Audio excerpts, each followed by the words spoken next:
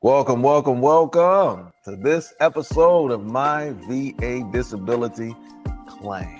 All right, today we're going to do What's the Scenario? All right, and this is one of my favorites. I really enjoy doing these What's the Scenario, right? Because we get to walk you through from the beginning and show you this process, this entire process, right? At the end of this video, after watching this, you'll be able to duplicate our format. Right, you know exactly how we analyze these claims. Because again, the same three elements, right? We boiled it down to three elements.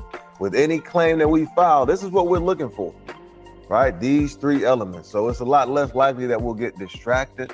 It's a lot less likely that we'll take it personal and get frustrated. Because again, it's just a mission like any other mission. We keep it straightforward, keep it within this format. Oh my goodness. What's the scenario? So what's the scenario? This scenario in particular, where does it start? With the condition. What condition are we filing for? In this scenario, we're filing for depression, right? But we don't know if that's the only mental health condition that we have. So when you're filing mental health and you know one of them that you may have, you want to label it as mental health conditions, including but not limited to. And then you list the ones that you believe you have, right? Whether it's depression, anxiety, insomnia, whatever the case. And the reason you do this is because if you have more than one mental health condition, the VA can still catch it. All right, that's a little tip. Hey, keep that in your pocket, huh? Keep that in your pocket. But that's how you want to word these mental health condition claims specifically, just in case you have more conditions that you don't know about. So that's what we got. We got the first one, what we're filing for. So now we go to the three elements, right? You first decide what you're filing for, and now we run it through those three elements.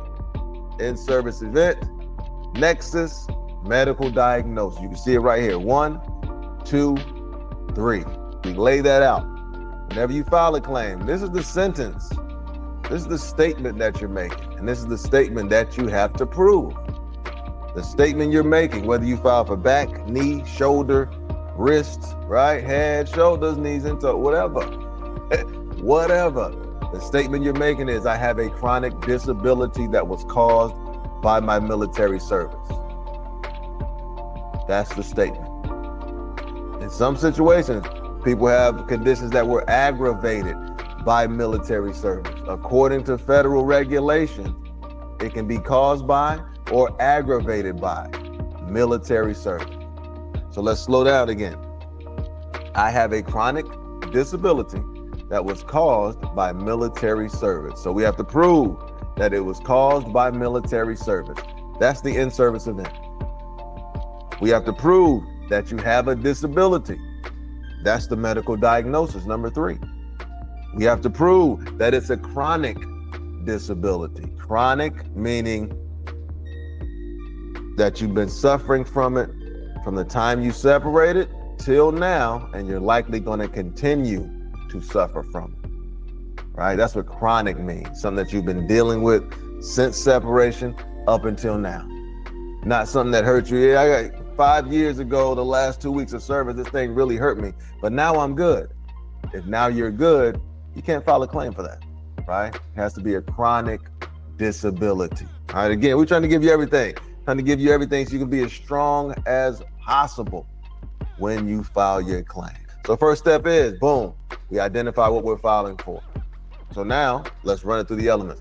What's the in-service event? What caused this mental health condition that I want to file for? What caused it? In this scenario, I was assaulted by someone that I served with, and I did not report it. Following that assault, I was dealing with depression, some insomnia, some anxiety, right? Nowadays, mainly depression, affecting how I move through my everyday life. So that first element, boom, I was assaulted by someone, but I didn't report it. Didn't report it. So what evidence do we have? Not a report, right? So you can't use a report in this situation. What else can I use to prove that this thing happened 15, 10, whatever, 20 years ago while I was in the service? All right, we got it right here. Personnel records. can prove that something happened. If there are behavior markers, meaning you were doing good for the first 2 or 3 years, and then after the event happened, you started doing poorly, started getting in more trouble, they can see a distinct change in your behavior. And a lot of the ones that I filed prior to 2000, like those 90s claims, those 80s claims, those 70s claims, they were never reported, right? It wasn't safe, you know what I mean? Like, it wasn't popular, of course, but it wasn't safe, I don't think, to report incidents of assault in some cases back in those days.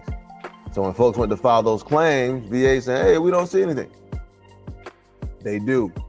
You can send your personnel records. If your personnel records can reflect that change in your behavior after the event. And whenever something traumatic happens in your life, it affects you. It affects us as people, right? Traumatic events in my life. When I step back and look at my life, I can see, okay, something changed at this point because there was a change in the behavior. All right, so those personnel records can show behavior markers. Again, we don't have a report of the incident, so we can't get that to prove the in-service event. So what can we use? We can use personnel record. We can use a personal statement. You just writing out, this is what happened. I didn't report it, but this is what happened. This is where it happened. This is the date it happened. Right? So that's a personal statement. Also, buddy statement. A buddy statement would be valuable in this situation where an incident happened that you didn't report. A buddy statement is a statement from a buddy, from someone that you serve with, saying, yeah, I know they didn't report it, but they told me about the incident. Or I know they didn't report it, but I figured something had happened because they had changed. All right, they used to be cheerful, now they're irritable. Used to be a high performer, now low performer, now apathetic. Right? Used to be committed, passionate about what we were doing, and then they just stopped caring for some reason. Right? So that buddy statement, those statements from people who served with you, who can attest to either seeing the incident happen, hearing about the incident, or seeing the after effects of the incident. So in-service event, again, we're filing for mental health. It was caused by an assault that we did not report. So how do we prove the in-service event?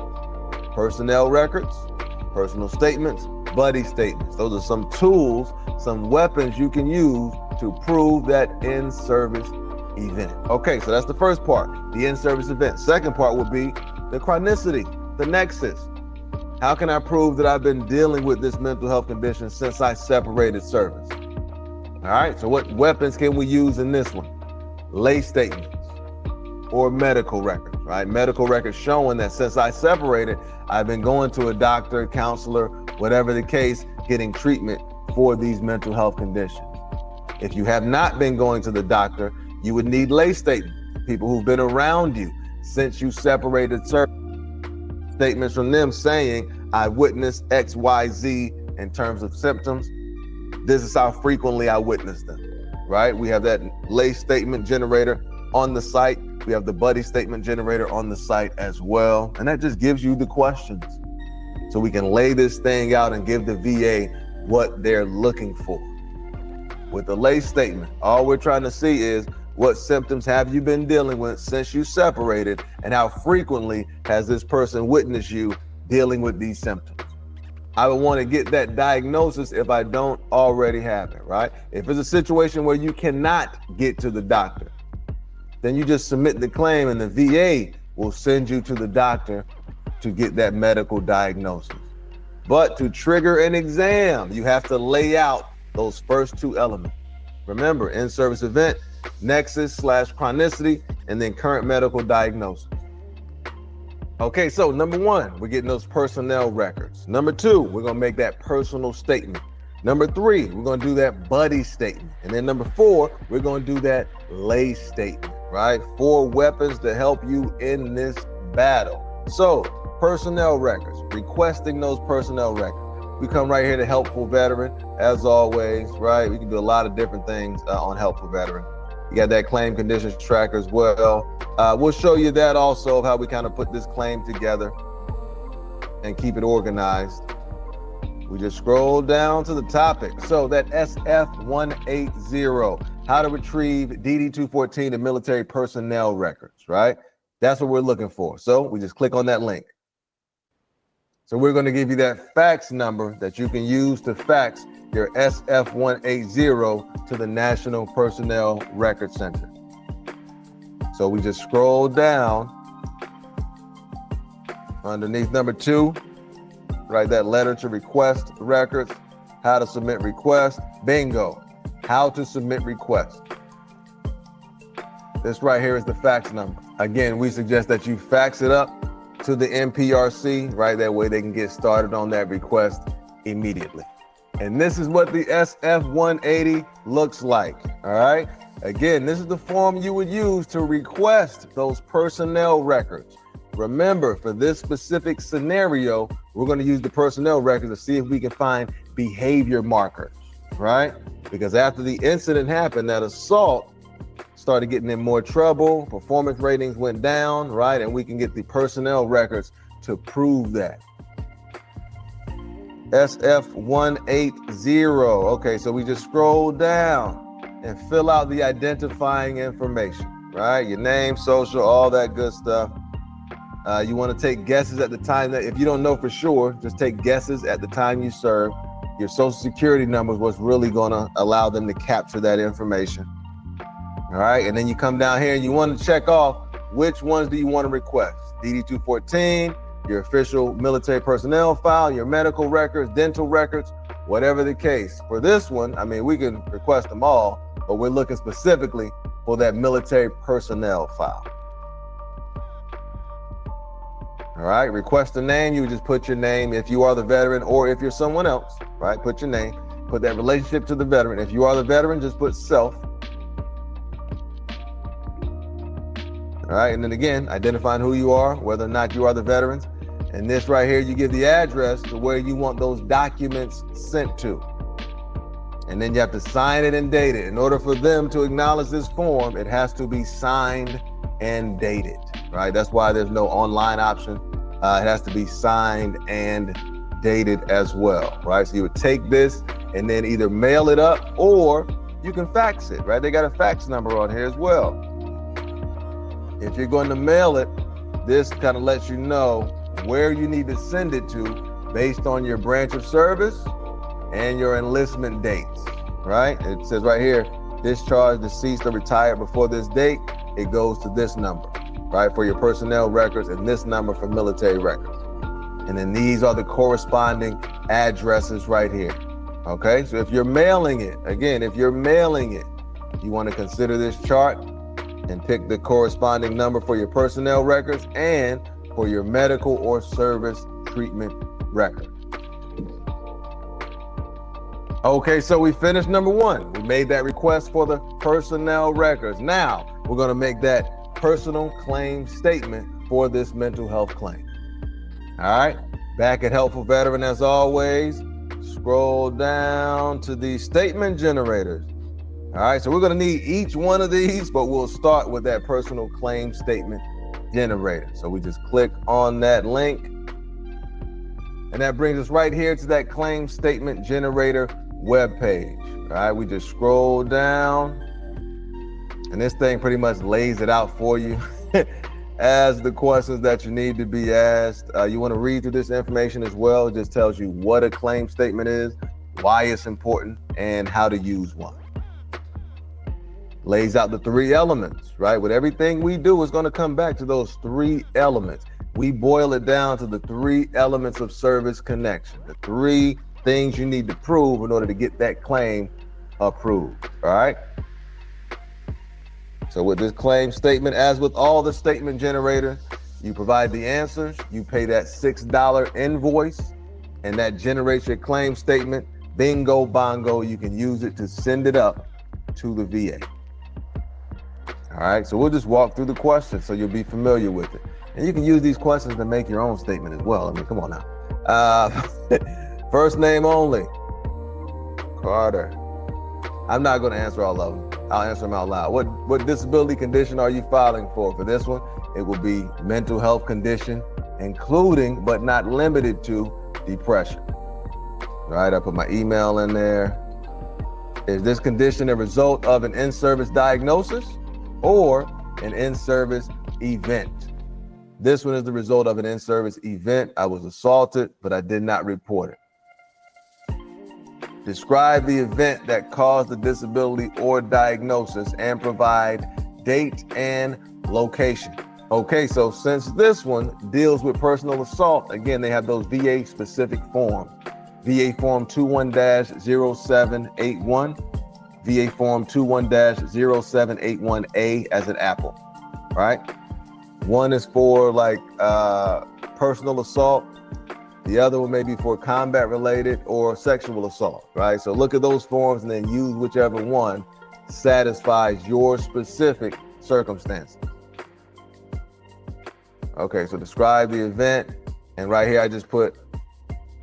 I would describe the event. I was assaulted by a non-service member, this location, this date, right? This is what happened. Just spell it out a little bit right there. Do you have evidence of this diagnosis or event? Yes. All right. What is the evidence that you have of this diagnosis or of this event? The evidence that I have will be buddy statements, right? So I would just say I have buddy statements from fellow service members who can confirm that this event happened and can confirm the symptoms I experienced following the event. All right. What type of evidence do you have to show that you have been dealing with this condition from separation until now? Right? Medical record, statement from witnesses, etc. For this one particularly, I have statements from witnesses, lay statements. So I would just put in there, I have lay statements from family members and co-workers who have witnessed me experiencing these symptoms from this mental health condition from the time I separated. All right. If you have medical records to prove that you have been dealing with this condition from separation until now, what are the month and year for those visits? In this situation, I don't have any medical records, right? So I don't put anything there. After taking a look at the rating schedule for this condition, what symptoms do you experience? So this is where I would go to the rating schedule for genital mental disorders, I believe is how it's classified in the rating schedule. Again, that's ECFR Part 4, 38, Title 38, Code of Federal Regulations, Part 4. All right, that's what I mean by that. After taking a look at the rating schedule, what symptoms do you experience? So we look at the rating schedule, and whatever those symptoms that we're experiencing, we just put them in here, right? If it's suicidal ideation, put it right there. If it's hyper awareness, put it right there. Hypervigilance, right? I need to be with my back to the door. All these different symptoms, characteristics of mental health condition. You would just put it right there. All right. So again, these are asking the questions about the in-service event, about the nexus, the chronicity, and then the current symptoms, right?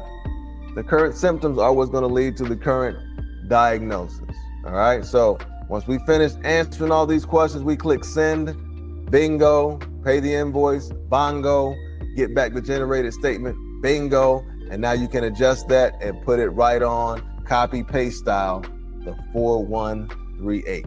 And this is what that claim statement looks like after we generate it, right? Answer a few simple questions, and this is what we get, the layout. Due to an in-service event, it was an assault, so we also have that VA form 21-0781, where we explicitly lay out the details of that event, right? Whenever you file for assault, you have to have that VA form 21-0781 to go with it, either the 81 or the 81A, all right? So those forms will be in addition to what we have here. I have two buddy statements from fellow service members who are aware of the assault, just laying out what you have to confirm that in-service event, and then laying out the nexus, lay statements from co-workers, and also laying out these current symptoms. I have to sit with my back to the door, hypervigilant, insomnia, nightmares, just to name a few. All right, again, keeping it simple, keeping it straightforward. Okay, so personnel records, we sent that request up. Personal claim statement, we've already started and generated that one. Now, buddy statement and lay statement is what we have remaining. We have that personal claim statement already finished. Now we got to do that buddy statement. In this situation, I got a couple folks who served with me, and I let them know when the assault happened, and they could also attest to the fact that I was different after that event, right? I was a little more irritable, less cheerful, less helpful, a little more standoffish, a little more cold after that event. And I have two buddies of mine who can attest to this, right? So what I would do in this situation, contact my buddies. Hey, are you willing to sign a statement just saying that you heard about this thing happening to me and that you witnessed how I changed after the event? And then it's just yes or no from the buddy. If that buddy says, yes, I'm willing to help, perfect. Boom. You keep them on the line, right? And then you come to Helpful Veteran, and let's get this buddy statement going. Right to the statement generators, buddy statement. That's what we're looking for. You also got that before you file course as well. The guidebook also, all these different tools, all these different weapons to help you in this battle. Buddy statement. So we just click on that buddy statement generator, and that'll take us to the buddy statement webpage. All right, here we are at the buddy statement generator webpage. We just scroll down.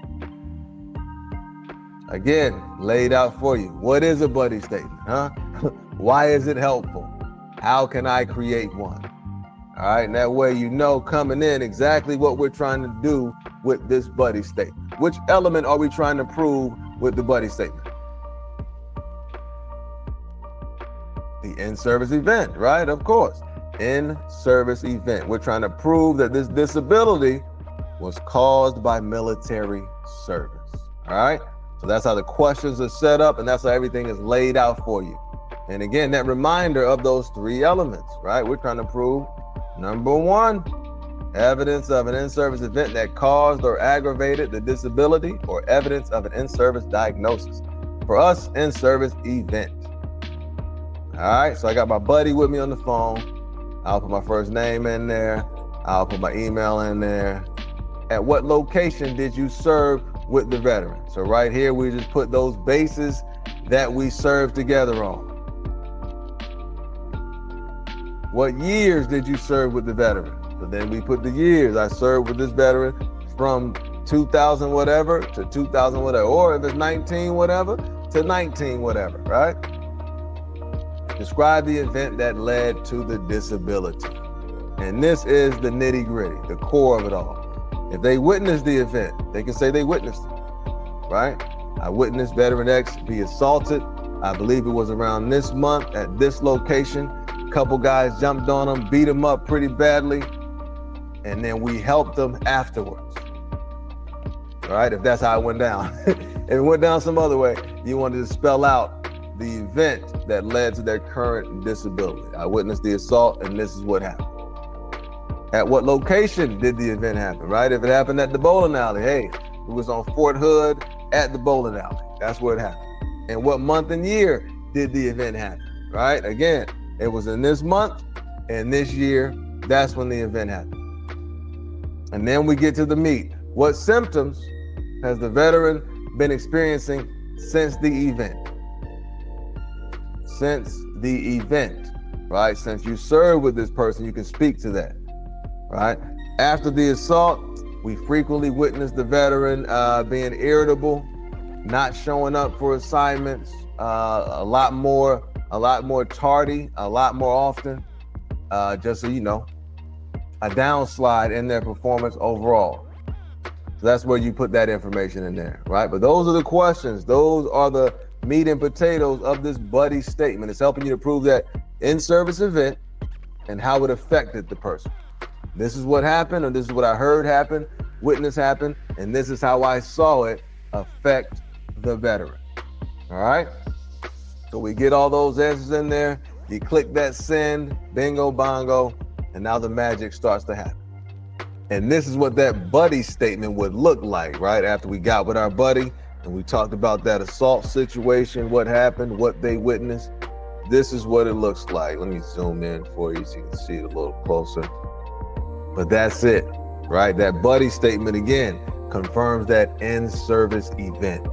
And this buddy is saying, hey, this is what I heard happen, right? I wasn't there to witness it. This is what I heard happen. These are the symptoms I witnessed. after the event happened. So something changed this veteran, right? But that's the buddy statement. That's the layout. Those symptoms that you witnessed while they were in the service, and then whether or not you witnessed that event that caused the disability. Straightforward. So we got the personnel records. We did that request. Boom, fax that off. We got the personal claim statement. Walk through those questions. Put that together. We got the buddy statement. Walk through those questions. Put that together. And now we go to that lay statement. Okay, so lastly, we got to get that lay statement, right? We got the buddy statement for the in-service event, right? So that helps us with that. Boom, we got 2 buddies who are going to confirm this thing did happen, and we saw it affect the veteran after the event happened, right? So now we got to go to the nexus chronicity. How are we going to prove that? I haven't been to the doctor. Lay statement. People that have been around me since I separated who can attest to the symptoms of this condition, all right? So we go to Help a Veteran, as always. Scroll down to the statement generators section. All right, we got the claim statement, done. Buddy statement, done. Lay statement, let's go. Click on that lay statement, right? It brings you to that page. And this one right here is gonna kind of put a bow on it. It's gonna wrap everything up. Now we're able to file for this condition specifically without any medical records. Right? Just statement from people we serve, statement from people who are around us. And that'll trigger an exam from the VA. All right, so here we go. At that lay statement generator. Again, which element are we trying to prove with this lay statement? That's important. Every tool, every item that you have, which element are you trying to prove with this item? Right? Which element does this item help you to prove? Lay statement generator. Which element does that help us to prove? Not the in-service event, not the current medical diagnosis. So it has to be the nexus, right? And it tells you right here, what is a lay statement? What can it help me do? It can help you prove that nexus chronicity element. All right, and it gives you those 3 elements again. We want everyone to have the same level of understanding in terms of this VA disability claims process. Don't let it get personal. Stay focused. I'm trying to prove 3 things. Any claim I file, I'm trying to prove 3 things. That it was caused by service, that I have a disability, and that this disability is chronic. 3 things. Don't take it personal. Stay focused. Stay focused. All right, so lay statement. Boom. I got a couple folks who are going to do a lay statement for me. I got a co-worker, right? And then I got a family member as well. Both of these folks have been around me consistently since I separated service, so they can attest to these symptoms, right? So I got them with me. We get on the phone. Okay, let's go through it. Veteran's first name, right? Just put my name there. What is the nature of your relationship with the veteran, and how many years has it been? So with a coworker, we would just say, hey, I am his coworker, and I've been working with him for the past 8 years. Boom. Or I am his wife, and I've been married to him for the past 11 years. Or I am his friend, and I've been friends with him for the past 6 years. Whatever the case, right? Nature of relationship, how many years it's been. Email, of course. How many years ago did the veteran separate from service? Straightforward question. What condition is the veteran filing for? Mental health conditions, including but not limited to depression. How often do you see the veteran? That's a major one, right? Because you're attesting to these symptoms. So now you got to be honest. How often do you see this person? Right? If it's daily, put daily. If it's weekly, put weekly. 5 days a week at work, put that, right? Whatever the case is. After looking at the rating schedule, what symptoms have you witnessed? And we always suggest looking at the rating schedule because you want to know how the VA is going to rate that claim. Right? And for me, I'm not a doctor. So there are things going on with me sometimes that I can't even articulate. So looking at these, oh yeah, I am dealing with this. So it's helpful, in my opinion, to look at the rating schedule because I'm not a doctor.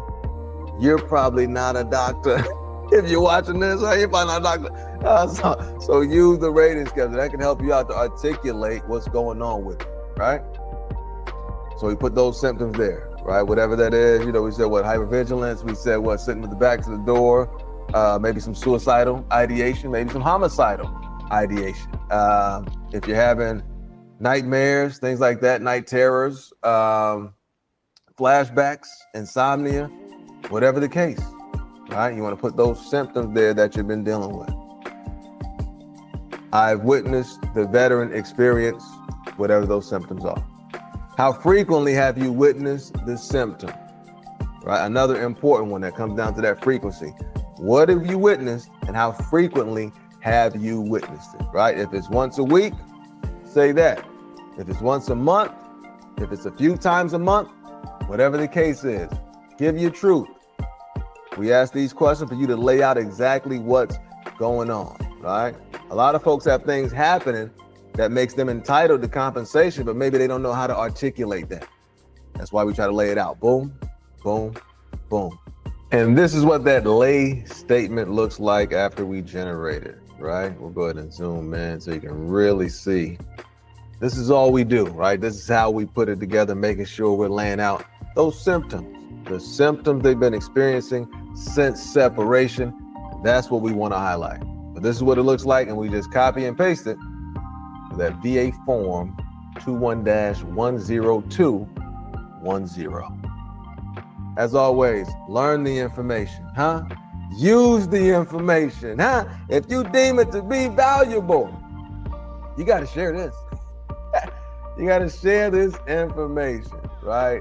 For me, I learned visually. That's why we provide these walkthroughs. You can kind of take it, get an understanding of how I would do it, and then do it yourself. I keep it simple. I'm trying to prove these three things. This is how I would go about trying to prove these three things. All this information you have access to. All it requires is effort and willingness. And you can put this thing together for yourself, for your people, whatever the case, right? We want this information out there so folks can get themselves the benefits that they've been entitled to for decades in some cases, right? Hey, have an incredible day, baby. Do you think the VA claims process can be difficult, stressful, or even chaotic at times? If so, we made the Before You File guidebook to help you keep your claim simple and organized. The VA claims process can make you feel overwhelmed, frustrated, or even pissed off. So we made the Before You File micro learning course to help you feel comfortable and confident when you walk into that office to file your VA claim.